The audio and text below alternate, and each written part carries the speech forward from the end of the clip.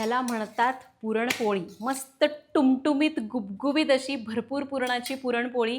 मस्त अशी ती पोळी, त्याच्यावर साजूक तूप आणि सोबतीला कटाची आमटी भुरका मारायला. एक नंबर बेत आहे.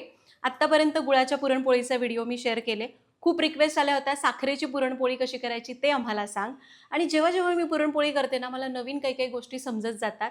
आजच्या या व्हिडिओमध्ये अगदी सविस्तर कृती सांगितली आहे, म्हणजे स्टेप बाय स्टेप सविस्तर कृती, अचूक प्रमाण सांगितलेलं आहे. त्यासाठी व्हिडिओ शेवटपर्यंत बघा आणि आवडला तर लाईक करा. नमस्कार, सरिताच्या स्वयंपाकघरात म्हणजेच आपल्या सरिताज किचनमध्ये आज आपण करणार आहोत पुरणपोळी. तर याआधी मी गुळाची पुरणपोळी दाखवली होती. 10 लोकांची किंवा मोठ्या प्रमाणात कसं करायचं ते सांगितलं होतं. पण खूप रिक्वेस्ट आल्या होत्या की साखर वापरून पुरणपोळी करा. तर आज आपण साखरेची पुरणपोळी करतोय. पद्धत सेम आहे, पण प्रमाण आणि काही टिप्स तुम्हाला फॉलो करायच्या आहेत, जेणेकरून साखरेची पोळीसुद्धा अतिशय मऊ होते. तुम्हालाही माहिती आहे, सरिताज किचन म्हणजे अचूक प्रमाणात परफेक्ट रेसिपी, ज्या तुम्ही पहिल्या प्रयत्नात करू शकता. त्यामुळं व्हिडिओला लाईक नक्की करा. रेसिपीला सुरुवात करूया.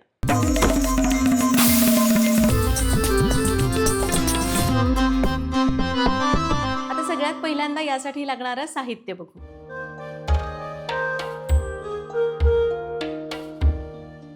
साहित्य बघितलं, रेसिपीला सुरुवात करूया. आता आपण प्रत्येक रेसिपी एकदम स्टेप बाय स्टेप बघत असतो. पहिल्यांदा आपण साहित्य बघितलं, प्रमाणसुद्धा बघितलं. आता पहिली स्टेप आपल्याला शिजवायची आहे डाळ. तर डाळ शिजवण्यासाठी तुम्ही फक्त धुवूनसुद्धा शिजवू शकता, पण जर ती थोडा वेळ भिजायला घातली तर डाळ अगदी छान शिजते, पुरणसुद्धा मऊसूत होतं. तर इथं मी हरभऱ्याची डाळ घेतली, स्वच्छ धुतली आणि 1 ते 1.5 तास भिजायला ठेवली होती. जास्तीत जास्त 2 तास डाळ भिजवा, 3 तास पण चालेल, पण रात्रभर डाळ भिजवू नका. बरेच जण आदल्या दिवशी रात्री भिजायला घालून सकाळी करतात. अशा वेळी पुरण पातळ होण्याची शक्यता असते. त्यामुळं मी साधारण 1-1.5 तास ही डाळ भिजवली. डाळ मी परत एकदा चांगली स्वच्छ धुवून घेतली आहे. आता डाळ शिजायला घालूया. तर कुकर शक्यतो मोठा घ्यायचा, म्हणजे मग डाळ उतू जाणार नाही.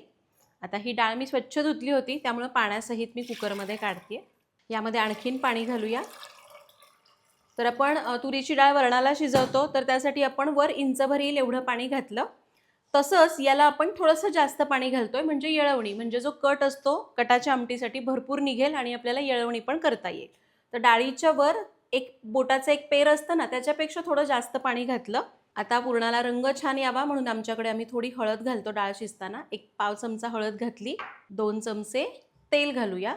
तेलामुळं डाळ मऊसूत शिजते आणि ना असे कोरडी कोरडी होत नाही. बऱ्याचदा बघा पुरणपोळी अशी फोडली की सगळं पुरण खाली पडतं. तर तसं व्हायला तुम्ही जर तेल घातलं तर डाळ मऊ शिजणार आणि पुरण छान मऊसूत होणार. आता याला हलवून घेऊया आणि एक मस्त उकळी आणूया. आणि हे बघा, या पाण्याला आता उकळी आली. उकळी आल्यावर आपण काय करायचं, याचा वरचा हा फेस काढून टाकायचा. अगदी तुम्ही तुरीची डाळ जरी कुकरमध्ये शिजवताय तर आधी सुरुवातीला उकळी आणून फेस काढा आणि त्यानंतर मग कुकरचं झाकण लावून तुम्ही शिट्टी करू शकता. तर फेस मी जमेल एवढा काढून घेतलाय. आता एकदा चांगलं हलवून घेऊया. कुकरचं झाकण लावू आणि याच्या शिट्ट्या करू. तर इथं मी 3 शिट्ट्या करणार आहे. 1 शिट्टी मोठ्या आचेवर आणि एकदम गॅस कमी करून 2 शिट्ट्या करायच्या, म्हणजे डाळ छान मऊसूत शिजते. मोठ्या आचेवर शिट्टी करू नका, एकतर त्याने उतू पण जाण्याची शक्यता असते आणि डाळ कदाचित आतनं कच्ची राहण्याची शक्यता असते. गॅस कमी ठेवून तुम्ही कुठलाही पदार्थ कुकरला शिजवला ना, छान पदार्थ शिजला जातो. तुमच्या कुकरला जितक्या लागतात तेवढ्या शिट्ट्या करा, पण गॅस कमी करून करा. पाहिजे तर एखादी शिट्टी कमी केली तरी चालेल, कारण गॅस कमी असल्यामुळे तो पदार्थ मंद आचेवर छान शिजला जातो. शिट्ट्या करून घेऊ. तर जोवर आपला कुकर होतोय तोपर्यंत आपण मळूया कणिक, कारण पुरणपोळीची कणिक जितकी तुम्ही जास्त भिजवता तितकी ती छान मऊसूत होणार. गव्हाचं पीठ घेतलंय परातीमध्ये, त्यामध्ये घालूया मीठ चवीपुरतं आणि पुरणपोळीला वरून सुद्धा रंग छान यावा म्हणून मी थोडीशी हळद घालते. ही हळद खरं तर तुम्ही पाण्यामध्ये कालून घातली तर व्यवस्थित मिसळली जाते. मी अशीच घालते. आधी याला मिक्स करून घेऊया आणि वरच्या कणकेमध्ये हळद घालणं पूर्णपणे ऐच्छिक आहे, नाही घातली तरी चालेल. याला आपण मिक्स केलं. आता पुरणपोळीची जरी कणिक असली तरीसुद्धा मी याला खूप तिंबत बसणार नाही. मी काय करते, आधी याला फक्त थोडंसं ओलवून घेणार आहे आणि याला नंतर जेव्हा आपण भिजायला ठेवू त्यानंतर मग चांगलं तिंबून घ्यायचं, म्हणजे काम सोपं होतं. थोडं थोडं पाणी घालूया आणि याला घट्ट मळून घेऊ. आणि आणखी एक गोष्ट लक्षात घ्या, तुम्ही जर जास्त वेळ कणिक भिजवून ठेवणार असाल आणि उन्हाळ्याचे दिवस असतील किंवा खूप उष्ण हवा असेल तर मी सजेस्ट करेन की थोडीशी घट्ट मळून ठेवा, खूप पातळ करू नका, नाहीतर इतकी पातळ होईल की पुरणापेक्षा कणिक पातळ आणि मग लाटायला त्रास होईल. आणि हे बघा, याला मी असं ओलावून घेतलंय, खूप जास्त मी तिंबलं नाही. 1-2 ते 3 मिनिट लागले आणि याला मी खूप जास्त सैल पण ठेवलं नाही. आता मी काय करते, याला आपण लावूया थोडंसं तेल. आता आपण पुरणपोळी करतोय, पारंपरिक पदार्थ आहे, तर त्यासाठी तेलसुद्धा पारंपरिक वापरलं ना पारंपरिक पद्धतीची चव येणारच. आणि मी हे सरिताज किचनचं लाकडी घाण्याचं तेल वापरते, जे शुद्ध पारंपरिक आहे, ज्यामध्ये आपण केमिकल्स वापरत नाही, अगदी पारंपरिक पद्धतीने तयार केलं जातं लाकडी घाण्यावर. एकदा जरूर वापरून बघा. ऑर्डर करण्याची लिंक डिस्क्रिप्शन बॉक्समध्ये दिली आहे. आणि हे घ्या, याला मी तेल लावून घेतलं. यावर झाकूया आणि याला 1 तास ते 1.5 तास भिजायला ठेवूया. खूप जास्त वेळ ठेवू नका, नाहीतर खूप कणिक पातळ झाली तर तुम्हाला मॅनेज करायला अवघड पडेल. आणि कुकरच्या 3 शिट्ट्या झाल्या आणि आपण एकदा डाळ बघूया कशी शिजली आहे. आणि हे बघा, डाळ अगदी व्यवस्थित शिजलेली आहे. आता आणखी एक महत्त्वाची टीप, हे बघा तुम्हाला दाखवते. डाळ अशी शिजायला पाहिजे, आपण दाबली की ती छान अशी व्यवस्थित मॅश होतीये, पण असं खूप पचपचीत झाली नाही. जे कधी कधी काय होतं, डाळ अतिशय जास्त शिजते आणि त्यामुळे ती डाळ इतकं पाणी ओढून घेतले की तुम्ही हे पाणी जरी काढून टाकलं आणि पुरण जेव्हा तुम्ही चटका देता ना, तेव्हा ती पाणी सोडत राहते आणि पातळ होते. त्यामुळं डाळ खूप जास्त न भिजवता 1 ते 2 तासच भिजवायची. तर पुरण मऊ होण्यासाठी डाळ परफेक्ट शिजणं महत्त्वाचं आहे. आता आपली दुसरी स्टेप, आपल्याला पुरणाला चटका द्यायचा आहे. त्यासाठी आधी डाळ आणि पाणी वेगळं करून घेऊया. तर एका भांड्यावर मी जाळी ठेवली आहे, त्याच्यावर आपण डाळ काढूया. या डाळीमधलं पाणी काढून घ्यायचं आहे. खूप पण निथळू नका बरं का, नाही तर डाळ एकदम कोरडी होईल आणि पुरण पण फडफडीत होईल. एक थोडा वेळ, 1 मिनिटभर याला असं हलवत राहायचं आहे. त्याच्यातलं पाणी आपोआप खालच्या खाली निघून जाईल. हे बघा, 1-2 मिनिटातच आपण डाळीतलं सगळं पाणी काढलेलं आहे. आता हे जे खाली पाणी राहतं डाळ शिजलेलं, यापासून आपण येळवणीची म्हणजे कटाची आमटी करतो. आणि उरलेली जी डाळ आहे त्यापासून आपण करणार आहोत पुरण. आता मगाशी म्हटल्याप्रमाणे आपली दुसरी स्टेप, आपल्याला पुरणाला द्यायचा आहे चटका. आता चटका देण्यासाठी हा जाड तळाचा कुकर आहे, म्हणून मी असाच्या असा वापरते. हा कुकर व्यवस्थित घ्या, खूप जास्त पाणी याच्यात असता कामा नये. ही शिजलेली डाळ यामध्ये काढूया. जर तुमचा कुकर असा जाड तळाचा नसेल तर एखाद्या जाड तळाच्या भांड्यामध्ये चटका द्या. गॅस चालू करूया. आता यामध्ये घालूया साखर. जेवढी डाळ तेवढी साखर घालायची. अगदी तुम्हाला वाटलं खूप गोड होईल तर 2 कप डाळीला 1.5 कप साखर घाला. त्याहून कमी घातलं तर खूप अगोड होईल. आता ही साखर या डाळीमध्ये आपण चांगली मिक्स करून घेऊया. आता गॅस मी मोठाच ठेवतेय, कारण अजून कुकर इतका गरम झालेला नाहीये. आता याला तोपर्यंत हलवायचं आहे जोवर याच्यामध्ये साखर संपूर्ण विरघळत नाही. आणि हे बघा, 2 मिनिटं याला मी परतून घेतलं. साखर याच्यात चांगली विरघळली आहे. साखरेचं पाणी झाल्यामुळं हे इतकं पातळ दिसतंय. आता याला आपण तोवर परतत राहायचंय जोपर्यंत याला दाटसरपणा येत नाही. खूप जास्त परतलं तर पुरण कोरडं होणार, खूप कमी परतलं तर पुरणाला पाणी तसंच राहणार आणि पोळी नीट लाटता येणार नाही. त्यामुळे याला परफेक्ट कुठल्या कन्सिस्टन्सीवर परतायचं हे मी तुम्हाला पुढे सांगेनच. आता गॅस आपण मध्यम करूया किंवा कमी मध्यम करत करत हे पुरण चांगलं परतूया. गॅस एकदम मोठा करू नका किंवा खूप कमी ठेवू नका, मध्यम ठेवा आणि पुरण सतत ढवळत परतत राहा. मी तुम्हाला सांगेन की मला एकूण किती वेळ लागला आणि कन्सिस्टन्सी ओळखायची कशी. हे बघा, साखर विरघळून पुरण असं पातळ दिसायला लागलं ना, त्यानंतर एक 2-3 मिनिटं मी याला मोठ्या आचेवरच परततेय. हे बघा, असं चटचट उडायला लागलंय. हे ना परत परत खूप जास्त अंगावर उडून येतं. त्यामुळे काय करायचं ना, गॅस कमी ठेवायचा आणि असं मध्ये मध्ये वरच्यावर झाकण ठेवत ठेवत याला परतायचं. म्हणजे ना हे खूप जास्त चटचटून अंगावर पण येत नाही आणि ओटा खराब होत नाही. आता हे इतकं पातळ आहे, जेव्हा आपण याच्यामध्ये अशी पळी आडवी ठेवतोय तर ही पळी याच्यातनं खाली पडते. याचा अर्थ आपली कन्सिस्टन्सी आलेली नाही. आपल्याला तोवर परतायचं आहे जोपर्यंत आपण ही पळी अशी उभी ठेवली की ती तशीच उभी राहील. चला परतून घेते. आणि एक 7 ते 8 मिनिटं मी याला परतून घेतलं. आणि हे बघा, हे पुरण असं घट्ट झालेलं आहे. पण हे घट्ट झालं याचा अर्थ हे लगेच तयार झालं असं नाही बरं का. आपण काय करूया, याला असं, हे बघा कलथा पडतोय याचा अर्थ अजून हे तयार नाही झालं. इथून पुढे एक 2 मिनिटं परतायला लागतील. आपण याला आणखीन परतून घेऊ. तुम्ही जर या स्टेजला असंच ठेवून दिलं आणि बारीक केलं तर पुरण पातळ होईल. तुम्हाला सांगू का, गुळाच्या मानाने साखरेचं पुरण व्हायला जरा जास्त वेळ लागतो. आणि हे बघा, आता मी याला आणखीन 2 मिनिटं परतलं आणि आपलं हे पुरण तयार झालंय. मी तुम्हाला दाखवते बरं का. हे बघा, हा कलथा उभा राहतोय आणि याला परततीये मी. तर हे बघा, हे असं झालेलं आहे. आणि हे थोडंसं ओलसर पण दिसतंय. खूप ड्राय करू नका, नाहीतर मग पुरण काय ना गार झालं की एकदम फडफडीत होतं. आता मी गॅस बंद करतेय. यामध्ये घालूया किंचित मीठ. मिठाने गोडाची चव खुलून येते असं म्हणतात. आणि घालूया थोडीशी वेलची पूड आणि थोडी जायफळाची पूड. जायफळ अगदी 2 चिमूट, जास्त नाही. गॅस बंद करून मी हे करतेय. याला आपण चांगलं मिक्स करूया. भांडी काय लागली, फक्त कुकर आणि आपण चाळणी वापरलेली आहे, है ना. याला चांगलं मिक्स करून घेतलं आणि इथं मी साधारण पाव किलोच डाळ घेतली होती. पाव किलोच्या डाळीचं पुरणाला चटका देण्यासाठी मला एकूण 12 ते 13 मिनिट लागली. म्हणजे तुम्हाला एक अंदाज येईल. जर तुम्ही याच्या डबल करताय याचा अर्थ 25 मिनिटं लागणार नाही, एक 5-7 मिनिटं जास्त लागतील. तर मी गॅस बंद केलाय. पुरण गरम गरम असतानाच आपण याला वाटून घेऊया. आता आणखी एक महत्त्वाची टीप, पुरण गरम गरम असतानाच वाटायचं. मग पुरण यंत्राने करताय किंवा असं तुमच्याकडे पुरणाची जाळी असेल, गरम गरम असताना केलं की करायला सोपं जातं. मी काय केलं, एका भांड्यावर ही पुरणाची जाळी ठेवली आहे. गरम गरम असतानाच याला मी असं रगडून घेते.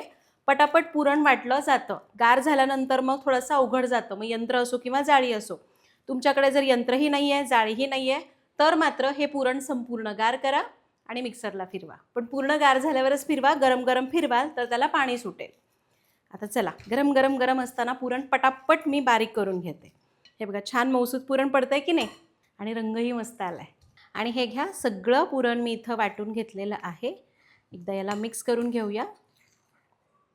आणि इथे तुम्ही बघाल तरी बघा, एकदम मौसूद लोणासारखं पुरण तयार झालेलं आहे. आणि ह्यावेळी रंग खूपच छान आला आहे पुरणाला. एकतर साखर घातली आहे, त्यामुळे जो काही रंग आहे तो डाळीचा आणि आपण थोडाशा घातलेला हळदीचा रंग आला आहे. गुळाच्या पुरणाला असा रंग येत नाही, पण ते मला जास्त आवडतं. असो, तर आपलं हे पुरण आपण छान तयार करून घेतलं आहे. आता आणखी एक महत्त्वाची टीप, पुरणपोळी करताना पुरण संपूर्ण गार असावं, गरम पुरण वापरायचं नाही. अजिबात अगदी कोमटसुद्धा नको, संपूर्ण गार करायचं आणि मगच पोळ्या करायच्या. पुरण गार करून घेऊ. तर पुरणाला आपण वाटून घेतलं. आता आपली पुढची स्टेप आहे, आपल्याला कणकेकडे जरा बघून घ्यायचं आहे. तर हे बघा, कणिक आपली आपण फक्त ओलवून ठेवली होती आणि आता ही चांगली भिजलेली आहे. आता परातीमध्येच आपण याला असं पसरूया आणि हे दिसतंय असं करून याला चांगलं तिंबून घ्यायचं. याने काय होतं, पुरणपोळी छान अशी लाटता येते. कारण काय आहे ना, कणिक अशी तिंबून घेतली की चांगली लवचिक होते आणि पाहिजे तशी सरकते आणि पाहिजे तेवढी पातळ पुरणपोळी करता येते. मग तुम्ही कितीही पुरण भरा. आता काय करायचं, थोडासा पाण्यात हात घ्यायचा, याला एकदा असं तिंबायचं. हे इतपत पातळ आहे, थोडंसं पातळ करूया. जस्ट हात घ्यायचा पाण्यामध्ये आणि याला तिंबायचं. एकदा पाण्याचा हात लावला की थोडंसं मळून घ्यायचं. पाणी याच्यावरचं थोडं थोडं आटलं की मग थोडंसं तेल लावायचं. अशा प्रकारे एक 2 ते 3 वेळा पाणी, 2 ते 3 वेळा तेल लावून याला चांगलं तिंबून घेऊया. चला, थोडं पाणी थोडं तेल लावून मी याला एक 4-5 मिनटं चांगलं तिंबून घेते. आणि हे बघा, थोडं थोडं तेल थोडं पाणी लावत लावत मी अशी कणिक छान तिंबून घेतली आहे. आता बघा, एकदम गुळगुळीत मऊ दिसते की नाही.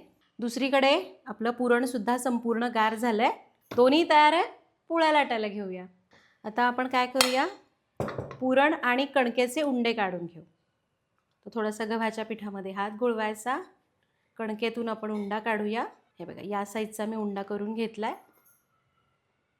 याला कोरड्या पिठामध्ये घोळून घ्यायचं. तसे ना 2 उंडे मी करून घेते पोळीसाठी. आता आपण पुरण भरणार आहोत, तर पुरणाचा उंडा थोडा जास्त घ्यायचा. हे बघा, हा एवढा उंडा कणकेचा आहे ना, तर आपण पुरणाचा उंडा थोडा जास्त घेऊया. काही जणांकडे खूप जास्त प्रमाणामध्ये पुरण भरलं जातं. जसं की तुम्ही विदर्भात जाल तर याच्याही दुप्पट पुरण भरलं जातं. त्याच्यामध्ये पुरण जास्त आणि वर अगदी पातळ पापुंद्रा असतो. पण आमच्याकडे अशी पोळी केली जाते की साधारण एक पूर्ण पोळीमध्ये 30% उंडा आहे, तर साधारण 60-70% पुरण असतं. अशा प्रकारे आता आपण उंडा करून घेतला आहे पुरणाचा. आता याची वाटी करून घेऊया. वाटी करत असताना मध्ये किंचित जाड ठेवायचं. थोडंसं पिठामध्ये हात गोळून घ्यायचा, म्हणजे मग हाताला चिकटत नाही. अशी वाटी झाली की हा उंडा भरायचा आणि हे बघा, पुरण आत दाबायचं, कणिक वर घ्यायची. हे दिसतंय, मी याने पुरण आत दाबते आणि या हाताने कणिक वर घेते. अशा प्रकारे आपल्याला पुरणपोळीचा उंडा भरून घ्यायचा आहे. जेव्हा तुम्ही पुरण आणि कणकेची कन्सिस्टन्सी एकसारखी ठेवता तेव्हाच आपल्याला व्यवस्थित उंडा भरता येतो.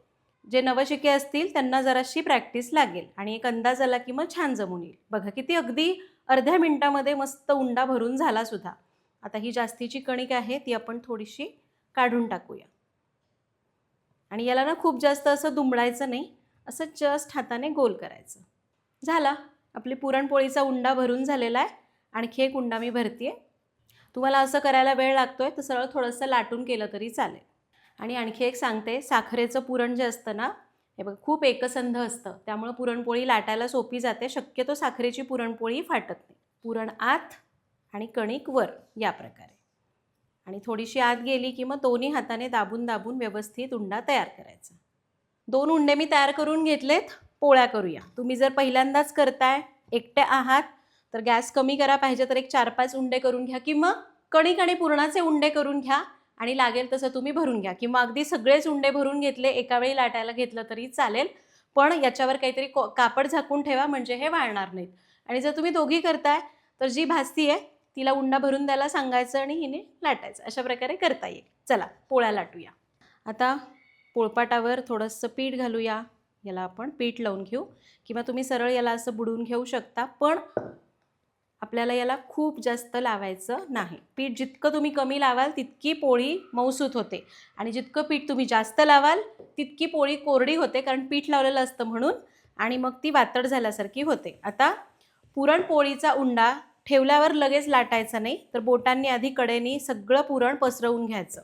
या प्रकारे दिसतं तुम्हाला, कडेपर्यंत पुरण पसरलं जातं आणि मग पोळी लाटायची. जेवढं शक्य होईल तेवढं कमी पीठ लावायचं.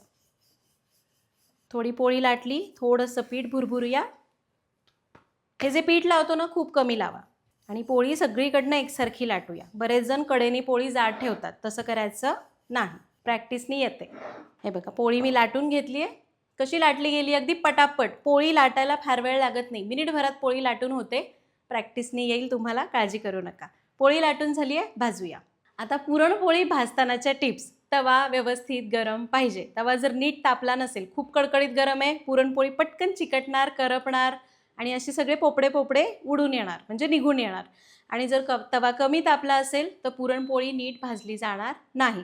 त्यामुळे तवा मध्यम गरम पाहिजे. असं हात फिरवला ना हलकी हलकी उष्णता लागायला पाहिजे. ठीक आहे. तर आपला तवा व्यवस्थित गरम तापलेला आहे. मी थोडंसं आधीच तेल लावून घेतलं होतं. पुरणपोळी अलगद उचलायची आणि टाकायची. पुरणपोळी, पराठा, भाकरी, चपाती मंद आचेवर भाजायचं नाही. गॅस मोठा ठेवायचा. आता गॅस मी मोठाच ठेवला आहे. याच्यावर बघा थोडे थोडे बबल्स येत आहेत. याला ना एक अर्धा मिनिट आपण असंच ठेवूया. अर्धा मिनटं पण नाही, 15-20 सेकंद. 15-20 सेकंदांनी याच्यावर असे बबल्स आले.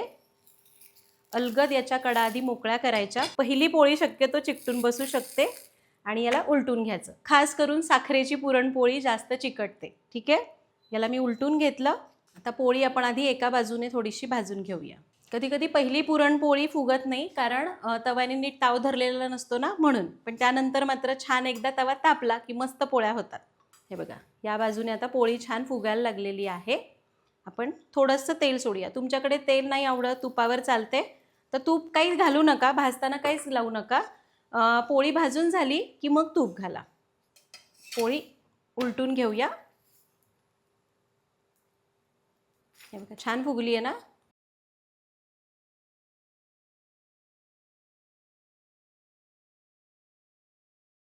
गॅस मी संपूर्णपणे मोठाच ठेवला आहे. आमच्याकडे पोळी भाजताना तेल लावलं जातं आणि पोळी खाताना तूप लावलं जातं. मस्त पोळी आपली झालेली आहे. खरपूस आवडते आमच्याकडे, तुमच्याकडे गव्हाळ आवडते, तुम्ही तशी भाजून घ्या. पोळी आपली भाजून झाली आहे दोन्ही बाजूने. हे बघा काढून घेऊया. आता गॅस कमी करूया. दुसरी पोळी लाटू आणि मग भाजून घेऊ. ठीक आहे. आता तुम्हाला सांगत असताना मी दुसरी पोळी लाटू शकत नाही म्हणून, नाहीतर मग प्रॅक्टिस असेल तर ही पोळी भाजत भाजत आपण इकडे लाटून घेऊ शकतो. बाकीच्या पुरणपोळी अशाच करूया. तर अशा प्रकारे आज आपण साखरेची पुरणपोळी कशी करायची ते बघितलं. माझ्या मते विचाराल तर साखरेची पुरणपोळी ही गुळाच्या पुरणपोळीच्या तुलनेमध्ये लाटायला सोपी जाते, कारण त्याचं पुरण छान एकसंध होतं. पण साखरेची पुरणपोळी थोडीशी गार झाल्यानंतर कडक होण्याची शक्यता असते, कारण गूळ जसा मऊसूत राहतो ना, तशी साखर गार होईल तशी तशी थोडीशी कडक किंवा अशी खरपूस होऊ शकते. त्यामुळं ही एक गोष्ट लक्षात ठेवा, हा फरक आहे. तर आत्ता आपण जी पुरणपोळी करताना ज्या काही टिप्स बघितल्या त्या सगळ्या व्यवस्थित फॉलो करा. मग त्या गुळाला करताय, साखरेला करताय, दोन्हीला पण सेम टिप्स तुम्हाला फॉलो करायच्या आहेत. 2 प्रकारच्या डाळी एकत्र करू नका. म्हणजे बाजारातनं तुम्ही एक पुडा आणला ना, तीच डाळ वापरा. घरातली थोडी, बाजारातली थोडी, अशा 2 बॅचेस केला. एखादी डाळ जास्त शिजेल, एखादी कमी शिजेल आणि पुरण व्यवस्थित होणार नाही. तर अशा प्रकारे मी इथं माझा सगळा एक्सपिरियन्स जो आहे तो तुम्हाला सांगितलेला आहे. तुम्ही पण या प्रकारे पुरणपोळी नक्की करून बघा. काही डाऊट्स असतील तर कमेंट्समध्ये विचारा. शक्य होतील तितक्या शंकांना उत्तर देण्याचा प्रयत्न करेन. करून बघा, कमेंटमध्ये सांगा. भेटूया पुढच्या भागात. धन्यवाद.